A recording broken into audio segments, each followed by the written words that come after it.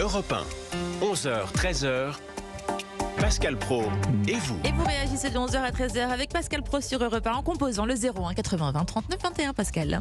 Franck Matet, donc, qui va pouvoir même échanger avec les auditeurs. Mais d'abord, est-ce qu'il y a une mode des jouets, une mode 2023 ? Est-ce qu'il y a des jouets en 2023 qui sont par exemple dans le top 10 des jouets vendus, qui n'étaient pas dans le top 10 en 2022 ? Absolument. Vous savez que chaque année, il y a 40% de nouveautés qui sont proposées à Noël.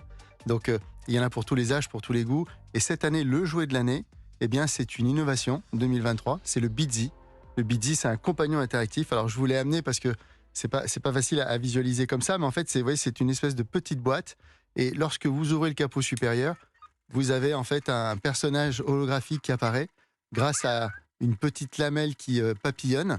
Et donc ensuite, on va s'occuper de ce petit compagnon, on va lui donner à manger, on va le faire dormir, on va transmettre avec lui et on va le faire évoluer. C'est comme un Tamagotchi à l'époque, il y a une vingtaine d'années, où on s'occupait justement d'un petit animal Mais comment on lui virtuel. donne à manger ? Et en fait, on lui donne à manger parce que vous avez ici une commande. On va swiper et on va choisir un mode. Là, on peut choisir le mode menu. Et une fois qu'on lui a donné, on a choisi le mode, on appuie dessus.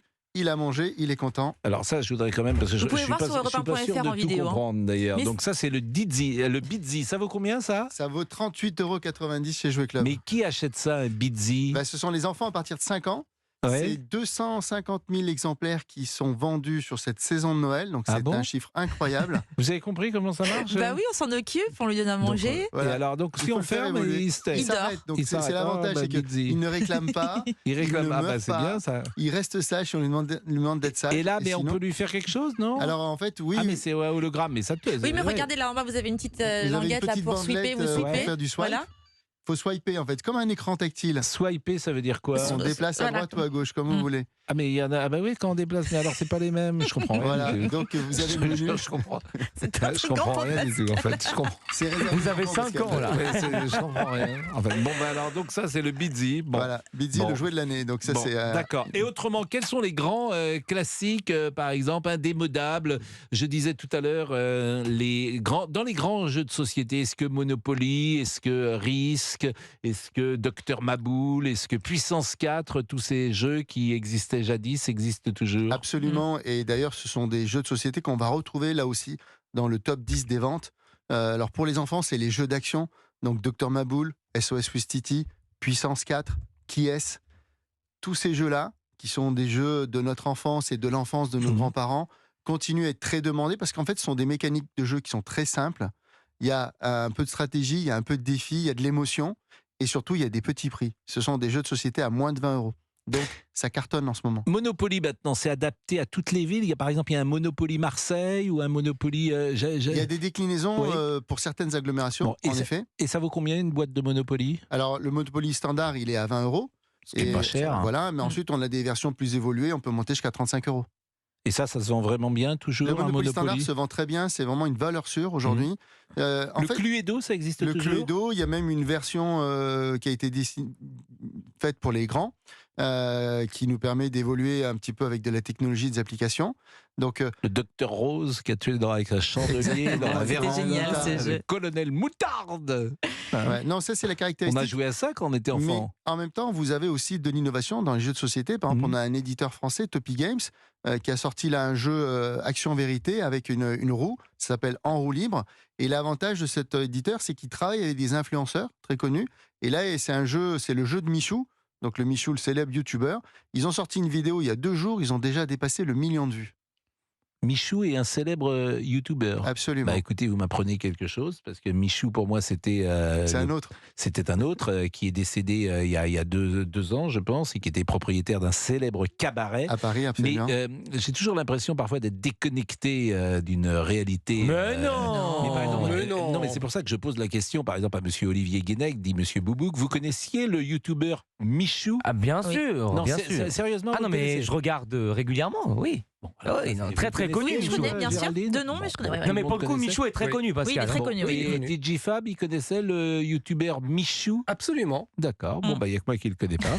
Et il fait quoi, ce youtubeur, par exemple? Qu'est-ce qu'il... Il a fait un peu de tout, des défis entre amis, jouer aux jeux vidéo, etc. C'est un peu varié. Bon, et quand on achète une poupée, c'est Barbie le modèle préféré? En premier lieu, c'est une Barbie, absolument. Et Barbie, c'est la reine des poupées. C'est 20% des parts de marché dans la catégorie des poupées. C'est vraiment une icône, c'est celle qui est la plus représentée. Et puis ensuite, derrière, il y a d'autres poupées mannequins, les Rainbow High, les Monster High. Donc là, on est dans un univers un peu gothique. Ça, c'est une collection qui revient cette année après un très gros succès en 2011 et 2012. Et puis ensuite, vous avez les poupées Corolle traditionnelles ou les poupées mannequins Corolle. Et puis ensuite, tout un univers de poupons et de poupées. Donc ça fonctionne toujours bien. Noël. On va marquer une pause et je vais vous poser une question juste après la pause. Et cette question, elle est posée par Guy Dru, que nous saluons, qui nous écoute. Guy Dru, le champion olympique que vous connaissez, l'ancien ministre des Sports, qui dit « Et le mécano ». Eh bien, si vous restez avec nous, vous saurez si le mécano existe toujours dans la jeune génération. À tout de suite. Europe 1. Pascal Pro et vous. Et vous réagissez au 01 80 20 39 21 avec Pascal Pro de 11h à 13h sur Europe 1. Il faisait zip quand il roulait, pas quand il tournait, quand il marchait. Je ne sais pas ce que c'était, je crois que je ne le saurai jamais. Chanson de Claude François sur le jouet extraordinaire. On est avec Franck Maté, porte-parole de Jouet Club, et on est avec Sylvie. Bonjour Sylvie. Bonjour Pascal. Sylvie, bonjour à vos invités. Vous êtes vous-même peut-être allé acheter, vous allez acheter peut-être des cadeaux pour des enfants, des petits-enfants, je ne sais pas. Oui, tout est fait déjà. Et vous avez acheté ça quand? 9 petits-enfants. 9 petits-enfants? Ah oui. 9, oui. Et regardez, maman, elle en a 19 arrière-petits-enfants. C'est génial. C'est entendu. Bravo. Alors, est-ce que ces 9 sont là le soir de Noël devant vous? Malheureusement non, parce qu'ils sont tous dans les Yvelines, sauf 2 qui sont pas loin de moi, à Strasbourg.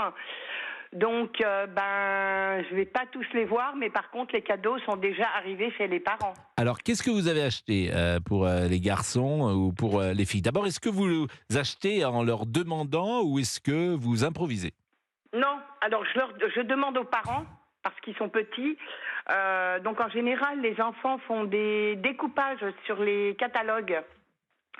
Et ensuite, les parents m'envoient les listes. Et on peut chacun choisir les cadeaux qu'on veut faire. Et qu'est-ce que vous avez pris comme cadeau, par exemple? Alors, beaucoup, puisqu'il y a 9 petits-enfants, donc il y en a qui vont avoir 3-4 cadeaux selon parce que je mets un budget quand même, que je dépasse souvent, malheureusement. Et alors, il y a une superbe belle moto, il y a des poupées Reine des Neiges, il y a des cadeaux ludiques aussi, comme des pâtes à modeler, des voitures télécommandées, des poupées, je vous l'ai dit, Reine des Neiges. Vous avez acheté ça dans le même endroit, dans une grande surface ou dans un magasin spécial jouets ou par Internet? Alors, vu que maintenant je suis un peu plus loin, c'est plus sur Internet, on le connaît, je ne vais pas citer son nom, mais ce qui est bien avec ça, c'est que on peut choisir tranquillement sur votre téléphone. Donc vous avez choisi les 9 cadeaux sur Internet? Oui. C'est intéressant ça, parce que c'est des modes de consommation évidemment qui sont tout à fait nouveaux. Et c'est indiscret de vous demander le budget que vous avez consacré pour ces 9 cadeaux? Alors, à peu près entre 80 et 100 euros par enfant. Donc ça fait quand même un budget de 1000 euros, c'est pas rien. Oui, tout à fait, et qui est largement dépassé. Mais et vous essayez évidemment de donner pour chaque cadeau la même somme? Ah oui, ça pour qu'il y ait c'est une forme pour moi c'est d'équité. important, oui, tout à fait. Bon, vous avez combien d'enfants, Sylvie? 6, on s'est déjà eu en ligne, Pascal. Ah, vous avez 6 enfants? Oui, j'ai 6 filles. Ah oui, donc c'est normal que vous ayez 9 petits-enfants. Effectivement. Oui, vous avez 6 filles? Oui, 6 filles. Et donc, c'est extraordinaire. On peut rappeler le prénom des 6 filles, peut-être? Ah oui, et vous les aviez notées d'ailleurs, je crois. Nelly, Betty. Ah oui. Alors, Nelly, Betty, Kelly, Jessie, Lonnie et Jodie. Je me souviens, mais c'est fait un moment que vous nous aviez appelé quand même. Oui, tout à fait. Ouais, écoutez, c'est bien. Et vous êtes le 24 décembre, vous êtes avec qui? Avec la petite dernière, avec Jodie. Jody. Bah écoutez, je trouve que c'est exactement joyeux Noël, bien évidemment. Alors, à vous également. Restez avec nous. Oui. Est-ce qu'on achète toujours des cuisines pour les petites filles et des jeux de guerre pour les garçons? En fait, aujourd'hui, on a une vraie mixité dans le jouet. Les cuisines, en fait, c'est je fais la cuisine. Et donc, je fais la cuisine si je suis un garçon, je fais la cuisine si je suis une fille. Sur les jeux de guerre, on vend de moins en moins de jeux de guerre, en fait, parce que la guerre, c'est plus trop à la mode. On est plutôt dans les super-héros. Et là, dans les super-héros, on va avoir des activités aussi bien pratiquées par les garçons ou par les filles. Donc, ce qu'on note, en fait, dans l'histoire du jouet sur les 20 dernières années, c'est que le stéréotype de genre a disparu. Mais paradoxalement, le genre s'est renforcé parce que, par exemple, les voitures radiocommandées, elles étaient designées d'une certaine façon et ça ne plaisait qu'aux garçons. Et donc, les fabricants se sont interrogés et ils ont fait évoluer la forme des coques, ils ont fait évoluer les couleurs. Ils ont amené un peu de rose, un peu de blanc, un peu de gris, donc un peu de douceur. Et c'est eu un grand succès. Aujourd'hui, on a beaucoup de jeunes filles qui demandent au Père Noël une voiture radiocommandée. Franck Matet est avec nous, il est le porte-parole de Jouet Club. Le chiffre d'affaires réalisé entre le 1er décembre et le 24 décembre? Alors, nous, on compte sur la saison de Noël, en fait. Donc, c'est octobre, novembre, décembre. Alors, pour l'ensemble du marché français, c'est 2,2 milliards d'euros. Mais donc, en pourcentage, cette séquence-là... C'est 55% des ventes annuelles. Ah oui. Voilà. Et donc là, dans Jouet Club, il y a combien de magasins Jouet Club en Jouet France? Club, on a 300 magasins en France. Et là, il y a plus de personnel dans cette période-là? On recrute, en fait, on double quasiment nos effectifs. On recrute 1000 personnes pour la saison de Noël. Parce qu'en effet, on a 10 fois plus de clients aujourd'hui que ce qu'on peut avoir au mois de mai, au mois de juin, par exemple. Et est-ce qu'il y a un jour qui est chaque année le jour le plus important de chiffre d'affaires de Jouet Club? Est-ce que c'est le 18 décembre, le 20 décembre, le 21 décembre? Quel est le pic? C'était samedi dernier. En fait, le jour le plus important, c'est samedi dernier. C'est toujours le samedi qui précède Noël? Alors, une semaine avant Noël. Parce que là, cette année, le 22, on sera ouvert, ça va être un gros samedi. Mais c'est parce qu'en fait, il y a des rythmes d'achat qui sont différents selon l'agglomération. Dans les zones à faible densité de population, on anticipe beaucoup plus les achats. On entendait notre auditrice tout à l'heure qui a déjà fait tous ses achats. Alors que dans les grandes agglomérations, là, on s'y prend au dernier moment. Donc là, on vit une semaine extrêmement forte. La semaine dernière était la première semaine en termes de vente. C'était presque 10% du chiffre d'affaires de la saison. Et là, on va vivre quelque chose qui va être un peu inférieur parce qu'on a une accélération sur les grandes agglomérations et on a un petit repli sur les petites agglomérations. Je ne suis pas sûr d'avoir compris. Vous avez fait 10% du chiffre d'affaires en une journée? En une semaine. En une semaine, en d'accord. Une semaine. Jouet Club, évidemment, on peut acheter sur Internet. Oui, Est-ce que vous savez la part de gens qui achètent en magasin maintenant et sur Internet? Alors globalement, vous avez 70% des achats qui se font en magasin et 30% qui se font sur Internet, toutes enseignes confondues, puisque aujourd'hui il y a des pure players. Mais c'est quoi un pure player? Un pure player, c'est quelqu'un qui ne vend que sur Internet, donc qui n'a pas de magasin physique.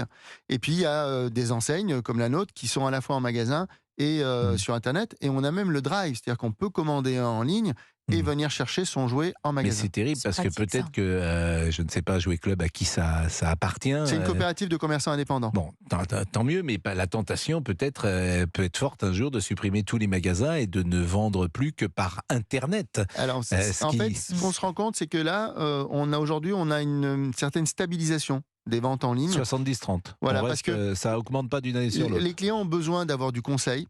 Ils ont besoin de voir les jouets qu'ils vont offrir. Ils ont besoin de se faire accompagner. Et puis, ils ont besoin d'avoir un emballage cadeau en sortant du magasin. Eh ben, bien fait, d'ailleurs. Bien fait, exactement. Bon, c'est formidable d'être avec vous, vraiment. Et puis, quel beau métier vous faites, puisque vous êtes depuis combien de temps dans le jouet? Ça fait 25 ans que je suis dans le jouet. C'est formidable. Et Jouet Club depuis 1952, donc 71 ans aujourd'hui. Bon, écoutez, on va parler encore. On a plein de questions à vous poser. Tout le reste de l'année, est-ce que vous voyez des gens qui viennent vous proposer des jouets, j'imagine, pour Jouet Club, pour prendre la référence, c'est comme ça qu'on dit, je crois. C'est vous qui décidez si on prend ou pas, on prend pas. Absolument. Vous voyez les gens, donc on sélectionne. Et vous êtes peut-être tout seul ou pas, vous allez nous le dire pour ça, mais c'est passionnant. DJ Fab, tout va bien en régie? Oui, tout va bien, merci. Bon. Et Monsieur Boubouk, il a fait ça, il a écrit au Père Noël? Oui, j'ai écrit ma lettre. Enfin, parce que moi j'y crois toujours. Mais bien sûr. Oui. Mais vous avez, la dernière, vous aviez écrit en cyrillique et c'était. En quoi, dites-moi? En cyrillique. Ah non, alors Oui. là, vous me perdez. Cyrillique, dites-moi. Ouais. J'ai soif de savoir. Ouais. Alors, cyrillique, c'est l'écriture russe. Non. Le cyrillique. Écriture russe, mais pourquoi vous me dites ça? Mais parce que pour faire une plaisanterie, souvent, Ah oui. j'essaye de faire une plaisanterie avec vous, mais là, elle est tombée à plat. Puisqu'évidemment, comme vous ne connaissez pas le mot cyrillique, on ne peut pas. Mais vous vous attendiez à quoi? Est-ce que je le sache? Bah non, vous prenez des Sait-on risques. jamais, là. hein, Ouais. peut-être. Sait-on jamais. Bon, du coup, on écoutera. Tiens, on pourra peut-être écouter une musique russe en revenant. N'en demandez pas trop à Fab aujourd'hui. Hein. Oui, oui, il c'est n'est pas très en passé. forme, Ah, DJ il Fab. est un peu patraque. Pourquoi Voilà. il n'est pas encore Ouais, ça arrive, hein. Oh non, mais. Oh, écoute, Oh non, mais il est c'est- vraiment pas bien. Oui, non, attendez. Il n'est pas bien depuis le 28 août. Vous exagérez, non, non. Là, vous l'avez pas vu ce matin dans le bureau. Mais je ouais, suis on a- resté. Je suis resté aujourd'hui. Ah non, Ouais, mais ouais. vous êtes malade? Ah ouais, mais si vous êtes malade, ne nous refilez pas c'est vos dans la virus. vie. Hein. Il y a la vitre qui nous sépare, c'est juste le. Ah ouais, non, mais les deux franchement, personnes. Non, Ah, ce matin, il a failli euh, s'évanouir. On s'est dit bouche à bouche ou pas. Oui, attendez, on a Et eu peur. finalement, ça allait mieux. Bon, Ivan Rebrov, une petite chanson russe. Pourquoi pas? À cette époque de l'année, il chantait Noël. Donc, c'est possible. À tout de suite. Europe 1, Pascal Praud. De 11h à 13h sur Europe 1, vous écoutez Pascal Praud et on parle jouets de Noël aujourd'hui. Est-ce que nous avons un auditeur avec nous? Bonjour Michel. Michel Paul. Pascal, eh bien, je suis très heureux de vous entendre. Eh bien, écoutez, moi, je suis très heureux de vous écouter, Michel Paul. Vous avez des petits-enfants? Alors, j'ai des petits-enfants, et donc 2 garçons, une petite fille, des fanatiques des jouets, des fanatiques du train électrique. Et les fêtes de Noël, eh bien, nous montons le train électrique Jouef, nous installons les maisons, et nous jouons comme des enfants. Ah oui, ça c'est une bonne chose, mais ce train, il est déjà dans la maison, j'imagine, donc vous apportez Mais des c'est-à-dire nouvelles que c'est mon train locomotives. d'enfant, Oui. c'est le train que mes parents m'ont offert, parce que nous étions une fratrie de 3, on nous avait offert un train électrique pour 3, et un train électrique Jouef. Comme nous sommes dans le Jura, eh bien, le train électrique Jouef est un sujet d'actualité et inoubliable. Non mais là, Voilà. c'est vous qui jouez, alors c'est pas... Ah ben c'est nous qui jouons, Voilà. avec les enfants. Avec les enfants. Mais vous leur offrez quoi, les enfants? Alors les enfants, maintenant on leur offre plutôt des choses totalement différentes. Soit des petites choses matérielles dont il manque, ou alors soit des jouets, plutôt jouets éducatifs, Mais ils ont quel âge? Ils sont trivial plutôt- poursuite, des choses Trivial comme ça, vous Pursuit. voyez. Ils ont quel âge, les petits-enfants? Eh bien, les petits-enfants, il y en a un qui a 20 ans, Oui, donc l'autre en a 16, et ensuite il y a une petite fille qui en a 10. Le jouet s'arrête à quel âge? Il n'y a pas d'âge en fait pour s'arrêter à jouer. En oui, fait, mais a priori, en fait, vous parce avez- que moi, à 12-13 ans, j'ai l'impression que déjà, ça bascule avec je veux des tennis, je veux un blouson, je veux ceci. On quitte le monde des jouets. En fait, on le quitte sans le quitter parce qu'en réalité, on va vouloir des jouets, mais plus pour jouer, mais pour les avoir, pour les exposer avec soi. C'est-à-dire qu'aujourd'hui, on a des générations d'adolescents, de jeunes adultes, qui sont décomplexés des héros de leur enfance parce qu'ils les utilisent dans leur console de jeux vidéo. Et donc, vous pouvez aimer Dark Vador, eh bien, vous allez acheter une boîte Lego qui va vous permettre de construire, par exemple, le casque de Dark Vador sur un piédestal et vous allez l'exposer dans votre salon ou dans votre chambre. Et le mécano, parce qu'on n'a même pas répondu à la question du mécano, Absolument. ça existe toujours, Et le ça mécano? existe toujours, mécano. C'est toujours la même chose? Alors, c'est la même chose, c'est un peu évolué, c'est-à-dire qu'aujourd'hui, on va avoir des pièces qui sont en plastique.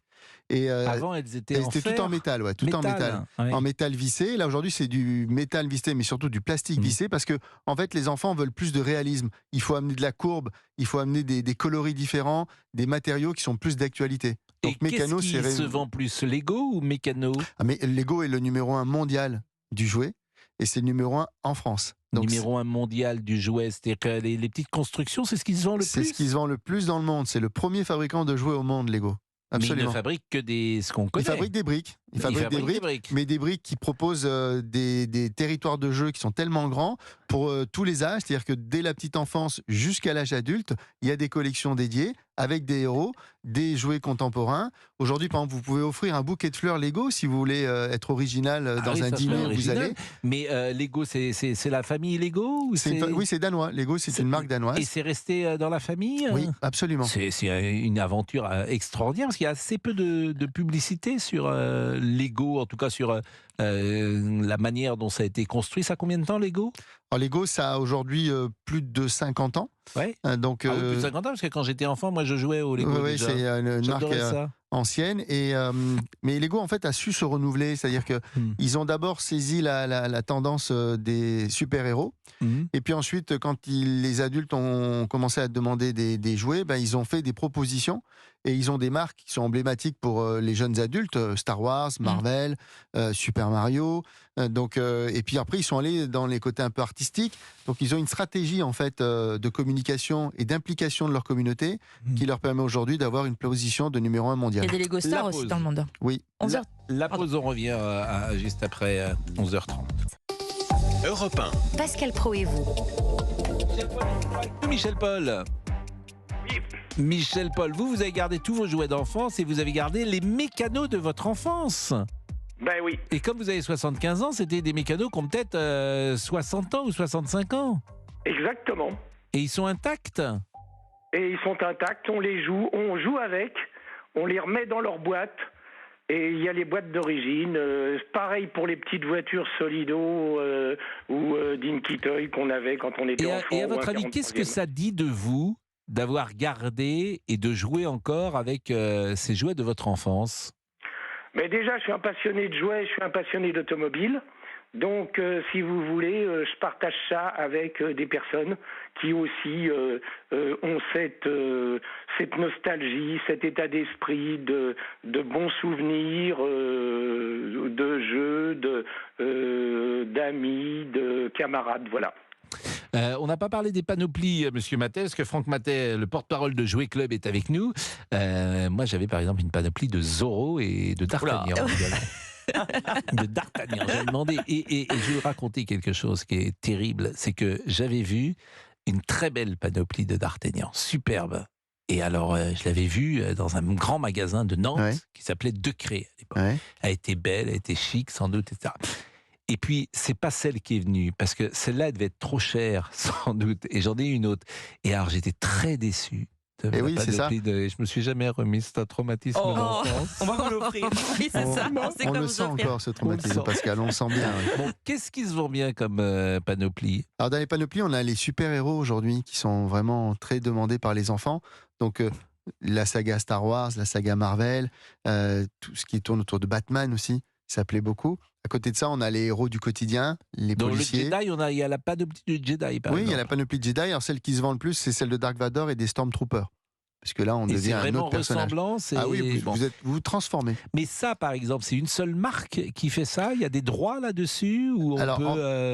En fait, vous avez des ayants droit, donc ceux qui ont fait les œuvres, et puis derrière, il y a des fabricants. Et il y a plusieurs fabricants. Aujourd'hui, il y a 4 fabricants qui se partagent le marché. Sur Dark Vador, par exemple, il y a 4 panoplies Non, sur Dark possibles. Vador, il n'y en a qu'un. C'est-à-dire que la licence est vendue à un seul fabricant. Et ça vaut combien une panoplie de Dark Vador? Alors, on est autour de 30 €. Elle ne doit pas être terrible, votre panoplie si, ça de 30 reste, €. c'est très accessible. Oui, non, mais ça, je vois bien que c'est accessible, mais est-ce que c'est de qualité? C'est de la bonne qualité, bien sûr. Il y a quoi? Il y a une cape? Il y a une cape, il y a une combinaison. Donc, en fait, c'est que du tissu, c'est de la couture. Hein, donc, en termes de matière première, c'est pas excessif. Et alors, qu'est-ce qui se vend bien autrement comme panoplie? Et puis ensuite, on a les héros du quotidien, les policiers, les gendarmes, par exemple, ou les pompiers. Et puis, à côté de ça, on a les panoplie de princesse. La Reine des Neiges, voilà, la Reine des Neiges. Ça vaut combien, pareil, 30 €? Là, on est à 30 €. On peut monter jusqu'à 50, 60, 70 €, parce que là, on a des belles robes qui sont avec des beaux volumes. Et puis, on a la panoplie Miss France. Panoplie Miss France, mais qu'est-ce que vous avez dans la panoplie Miss France? En fait, c'est la robe avec le bandeau. Où il y a marqué Miss France. Et la petite couronne. Et la petite couronne pour certaines. Donc, et ça se vend bien aussi? Oui, ça fait partie des classiques, parce que les jeunes filles voient l'émission à la télé, elles se disent mais moi aussi je veux être Miss France, et donc elles commandent au Père Noël. Je l'avais acheté déjà pour faire un... Voilà. Je m'étais déguisé en Miss France un jour, donc je peux te dire que c'est très accessible. Et vous étiez la couronne, l'écharpe. Ça c'est quand vous allez au Bois de Boulogne le soir que vous vous déguisez en Miss France. Mais si, il faut le dire. Non, il y a ma grand-mère qui écoute. Il faut le dire aux auditeurs. Je suis pas venu pour ça. Et vous avez le droit, moi il n'y a pas de jugement moral. Vous avez le droit de vous promener dans les allées du Bois de Boulogne déguisé en Miss France avec le comment dire l'autocollant européen. Ah bah non, mais arrêtez. Je suis pas sponsorisé Europe 1 quand je me balade. Bon, écoutez, je crois qu'on a fait le tour. J'ai un petit message si vous voulez, un petit message sympa qu'on a reçu de la part de Bruno, donc qui nous dit: quand nous étions jeunes, c'était le jeu des bidets et des dames autour de la cuisinière au charbon et au feu de bois avec toute la famille. Non ? C'est le pas jeu du bidet. Oui. Ça me paraît curieux, ça, le jeu du bidet. Ah non, je pense que c'était un message sympa. Bon, le jeu je le finis quand même. À mon avis. Bon, pardon. Et il finit en disant il y avait l'odeur magique des épluchures d'orange posées sur la cuisinière qui crée une belle ambiance. Ça, c'est vrai que l'odeur de la clémentine ou de l'orange, c'est une odeur de Noël. Sur une plaque électrique, ça fume un petit peu, ça sent très bon. Eh oui, c'est vrai. Encore faut-il avoir une plaque électrique. Bon, quel est votre plus beau cadeau que vous ayez reçu, ami? En termes de jouets, donc toujours. Hein. C'est un peu notre sujet depuis 11h. Ça ne nous a pas échappé parce que c'est Noël. Nous sommes avec Franck Matet, qui est porte-parole de Jouy Club. Et finalement, pour conclure la séquence, j'avais cette question un peu sotte que je vous posais. Quel est votre plus beau jouet que vous ayez reçu? Non, je commandais tous les ans des petits dinosaures. Vous savez, des petites figurines dinosaures. Voilà, j'étais passionné. Donc j'en ai commandé pendant des années. Et elles sont où, ces figurines dinosaures? Ah, ma maman les a gardées dans un carton. Oui, parce qu'il faut pas. Et je les ressors parfois par nostalgie. Faut pas jouer, faut pas jeter. Alors, non, je pense qu'hélas, on les a tous jetés. Je pense que mes jouets que j'avais, les jouets de société. Non, je sais pas. si je vais fouiller chez vous, je les trouve. Je suis sûr. Pas chez vos parents, mais chez mes parents peut-être. Mais c'est vrai que chez mes parents, bon, ils ont la même maison depuis toujours, donc il y a une sorte de pièce, qui est une sorte de grenier, et il y a tout dedans. Mais oui, ça peut faire de l'occasion. Oui, pourquoi pas. Aujourd'hui, les familles nous ramènent dans nos magasins. On a un service dédié, Troc aux jouets. Et les familles nous rapportent les jouets que les enfants n'utilisent plus. Il y a des choses. Ça fait un budget complémentaire pour Noël. Il y a des chaussures que je portais en 81. Il y a peu de chances que je les reporte. Oui, on trouve de tout. Il y a de tout. J'aimerais bien les voir, ces chaussures. Des mocassins qui n'ont plus été utilisés depuis 50 ans. Mais mettez des mocassins il y a 50 ans, vous. On portait des Sebago, monsieur, en cours. C'était la mode. Des Dockside. C'était les mocassins des américains. D'accord. On se rêvait comme des collégiens américains. D'accord. Ah bon, vous étiez américain, vous n'avez pas gardé l'accent. Hein. Bon, mais on se rêvait. Quel est le jouet que vous avez eu de votre enfance qui vous a le plus marqué? Moi, j'aimais bien les poupons corail et aussi je collectionnais les petits malins. Vous vous souvenez des petits malins, les petits personnages, les animaux? J'avais la maison, j'avais tout, et puis ils sont encore chez mes parents d'ailleurs. Petit malin. Bon, Fabrice, vous, il y avait pas beaucoup ici. À l'époque, c'était des jouets en bois, j'imagine. Comme vous, oui, des jouets en bois. Non, à l'époque. Moi, j'adorais, c'était le télécran. Je ne sais pas si vous vous souvenez, c'était avec des petites manettes, on devait faire des dessins, on secouait avec le sable, ça effaçait tout. Ça existe toujours, télécran. Ah oui. Le contour était rouge. Exact. Je me souviens. Les boutons noirs. Et l'écran était doré. Et effectivement, c'était génial, ça, télécran. Bien sûr. Et il y avait la dictée magique, vous vous souvenez? La dictée magique? Non, je ne me souviens pas de la dictée magique. Toujours là. Pas tout à fait de la même génération non plus. Il y avait Guignol. Moi, j'avais eu un Guignol, je trouvais ça bien avec les petites. Ah bah là, vous en avez plein dans l'équipe. J'avais eu un Guignol et puis on faisait un petit théâtre. Florian Carassou-Maillan, quel est le cadeau qui vous a le plus marqué dans votre... Alors moi, j'avais eu une panoplie de Tortues Ninja. J'avais la carapace. Mais vous avez un côté tortue un peu. Quand je vous ai vu la première fois, je me suis dit, ce garçon a une grosse carapace. Absolument. Bon, est-ce qu'on est dans le jouet par hasard, monsieur Matet? Ou est-ce que vous auriez pu faire autre chose? Comment on vient dans le jouet? C'est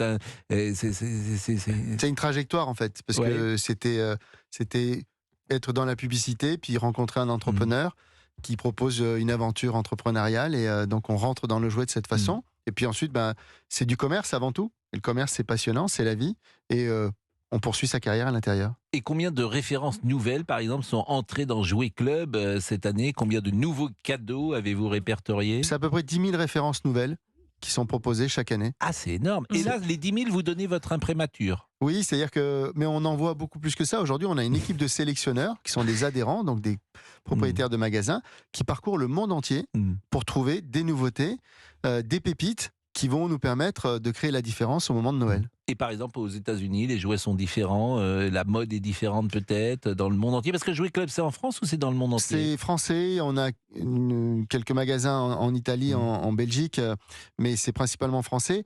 Et c'est vrai qu'il y a des différences culturelles entre les pays. Donc on va retrouver, par exemple, plus de super-héros aux États-Unis qu'en France. Mais globalement, aujourd'hui, les fabricants ont une diffusion mondiale. Donc lorsque Mattel sort une nouvelle Barbie, elle est faite pour le monde entier. Bah écoutez, merci parce que il y a tellement de questions à poser sur les jouets et c'est vrai que j'ai vu que le mot imprémature vous a fait réagir. Vous voyez tout. Hein. J'ai vu qu'imprémature, il y a eu quelque chose. On a eu un eye contact. Eye contact. Bon, bah, merci Monsieur Maté. On vous voit trop rarement. On vous voit toujours à cette période de l'année, ce qui est plutôt logique effectivement. Ah oui. Mais... Je viens quand vous voulez Pascal, parce que le jouet se vend toute l'année. Il y a toujours des belles occasions de faire des cadeaux. Bon, bah en tout cas, c'était un plaisir de vous écouter. Il est 11h41. On va changer de sujet.